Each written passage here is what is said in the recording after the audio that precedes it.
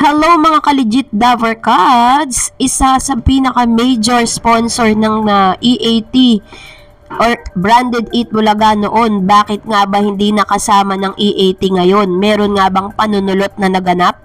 Ang lahat ng yan. But before that, if you haven't subscribed yet to my YouTube channel, please don't forget to like, share, and subscribe at hit mo na rin ang notification bell for more showbiz updates. Bago nga tayo magpatuloy sa ating mga updates ngayong araw, of course, nais ko magpasalamat sa lahat po ng mga legit viewers, subscribers po natin na lagi nag-aabang at nakaantabay sa mga videos po natin. Maraming salamat po sa inyong pagsubaybay. Thank you so much, legit Davercads! At ngayong araw nga ay may papakita tayong ilan sa mga na-post dito sa social media kung saan ipinakita nga dito sa TVJ on TV5. Ito po yung resulta ng commercial gaps ng EAT kahapon, araw ng Lunes, August 21. Naglabas na po ang social media ng TVJ result, kung saan ito po yung gap 120 TV ads sa iumpisa. Meron silang gap 3, ibig sabihin tatlong commercial breaks, tatlong gap ng commercial breaks na hinati-hati. Ganun po katindi yung, kumbaga, paano nila i-divide, diba? Kung tutuusin niya, parang ang iikli lang talaga ng oras na nilalaan doon sa segment, pero mas mahaba po yung advertisers o advertisement na lumalabas sa bawat gap. Biruin nyo, sa unang gap may 20 TV ads. Pagdating po ng after po ng Sugod Bahay or after ng Gimme 5, meron po silang gap 2 sa 40 TV ads. Grabe, yun ang pinakamarami, no? And then gap 3, 40 TV ads. Ganun katindi ang hahaba po. Ganun karami. So, meron silang almost 100 TV ads pag weekdays. Kapag naman po pag weekends, umaabot sila ng 130 to 150. Paano kaya nila na pagkakasya yun? Grabe. Kaya pala, kapag po Saturday, nagsa-start sila ng 11:30 AM. Sa dami ng mga advertisers na talagang nagpe-place ng ads po sa kanila, no? So, August 21 tape live broadcast, TVJ led on TV5. We have seen 100 TV ads during all of the 3 commercial gaps on it. So, grabe ang yaman na po talaga ng EAT. Sobrang dami na po ng kinikita nito. Hindi pa po sila umaabot ng 2 buwan, ha? If I'm not mistaken, kasi nag-end sila May 31, nagbalik sila June, June yun ba yun or July, mga ganun. So ibig sabihin di pa man sila tumatagal ng 1 taon, 'di ba, dito po sa nasabing show na ito. Pero grabe na, milyon na at limpak ng kinikita ng producer, directors at ng programang ito.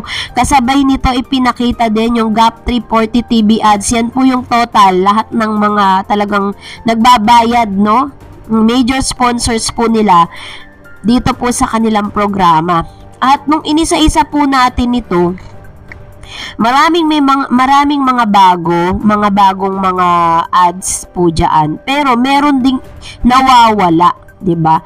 Kasi may mga tayo dito, may mga parang pinagko-combine natin yung dati nilang mga advertisers tsaka yung kasalukuyan ngayon. Ibig sabihin, kung meron mang mga naiwan doon, meron kaparehas, diba? May mga Bingo Plus dito, may Bingo Plus din doon. Kasi sa Bingo Plus, parang bumper lang yung lumalabas kapag po doon sa kanilang mga segment, dahil nga sa sobrang tsaka wala rin commercial ang Bingo Plus, parang mga lang siya, parang pinopromote lang siya, ganun. Pero alam nyo po ba, naitanong nyo ba kung bakit ang Coca-Cola na nakasama nila January 2, 2021 pa yan, kinuha ko yung picture na yan dun po sa Google, at nakita ko na talagang medyo matagal po na nakasama nila ang Coca-Cola sa pamimigay ng papremyo sa bawat kabahayan. Mula po nang naging napauso nila yung 1 for all for 1, doon na po talaga lagi pinapakita ang Coca-Cola. Lagi po nilang kasama yan kapag po namimigay sila ng papremyo. Pero natanong nyo po ba sa sarili nyo, bakit ang Coca-Cola ay hindi nakuha o hindi po sumama sa EAT sa TV5? Yun po ang nakakapagtaka. And mind you that Coca-Cola is part po yan ng kumpanya ng San Miguel Corporation. So, comment down below kung mali po ako, no? Pero yun po ang pagkakaalam ko kasi isa sa mga kamag-anak po namin ay nagwo-work po dyan sa San Miguel at isa yan sa mga produkto nila. Nag-iba na yung shape, gumanda na yung shape, lumaki, lumiit, diba? Nagkaroon ng iba't ibang commercial. Kasi kasama po ng branded Eat Bulaga yan eh. Pero bakit sa ngayon hindi? Kasi nga po, base po sa ating pong research, ang mga halos host o yung pamilya halos host, meron po or shareholder po sila dyan, stockholder sila. So, syempre, dahil sila po ay isa sa mga masasabi nating shareholder dyan, kumbaga may pera silang inilagay dyan sa San Miguel Corporation, whatever the product that they may have that, is hindi po sila syempre magpi-place ng ads diyan po sa sa EAT. Imbis na ilagay nila doon, ilalagay nila sa sarili nilang kumpanya, sa sarili nilang noon time. Kaya pag mapapanood po ninyo ang tape, nandoon po ang Coke. Kasi nga po, sila po yung sila po ang shareholder. So, syempre kahit papaano, doon nila ilalagay yun para makasiguro sila na babalik sa kanila yung pera na binabayad nila, 'di ba? So, dahil po diyan, wag na tayo magtaka para po sa kaalaman po nating lahat na ang Tape Incorporated po, kung mapapansin niyo, kaya sobrang dami din dati ng mga sponsors, no, bukod pa doon. Kasi kung tutusin, doble po talaga ang mga sponsors po nila. Doble-doble ang mga sponsors po ng EATs. Nung nandun pa po sila sa branded Eat Bulaga. Kasi napakalaki po at napakalawak ng naaabot. Kumbaga parang yung connections ng Halusos, sobrang laki. Sobrang dami. Dahil ang tagal-tagal na rin po nila sa business na yan. At the same time, talagang mapera po talaga ang mga halusos. Bukod sa mga politicians po sila, may mga businesses po yan na pwede nilang kausapin para mag-sponsor. Ganun po yun. Kaya ngayon tingnan nyo, diba, parang ang lakas ng loob nila na ipagpatuloy yung programa kahit walang mga ads. Kasi may mga sponsors po silang kilala.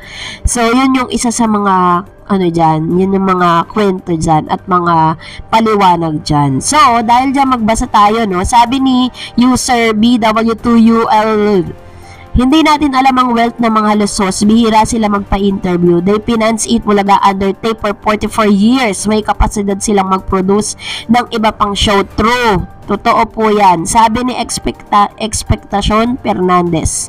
Tama na yung inggitan. Pare-parehas lang na maganda ang Sugod Bahay at kay Yorme kasi parehas tumutulong sa mahihirap. Ayan. Actually po, wala naman talagang inggitan na nanggaganap. Kaso nga lang, hindi lang natin matanggap na parang piniklaim nila that they are number 1 kahit hindi naman, 'di ba? So, yun po yung ilan sa mga nakakainis kasi minsan. Ang sabi ni Fred Bumanlag, ang lakas ng imahinasyon ni Isko, huwag niyong dayain ang sarili niyo, kayo ang number 1. Dahil lalong sasakit ang kalooban niyo sa kasinungalingan niyo. Aaminin na ninyo na kulilat kayo sa rating. Correct. Alam nyo, hindi po yan aamin. Lagi nga nilang sinasabi sa interview na maganda daw ang rating na nakukuha nila. At sila po ay kontento dun daw sa rating TV rating na nakukuha nila. Pero sa online, sobrang bagsak po talaga ng kanilang mga viewers. Talagang ganun. Sabi ni Florencia Tabiraw, mana yan sa amo nila, manloloko po yan ang strategy nila. Yan. So, yari kayo, no? Kaya minsan kahit sabihin na natin hindi kayo ganun, pero dahil sa ipinapakita po nila, nahuhusgahan ngayon sila, 'di ba? So much better, gawin nila kung ano yung tama. Balik na nila 'yan. Huwag nilang ipagpilitan kasi kahit nasa kanila yung trademark na yan, kung walang susuporta dyan, wala din yan, baliwala.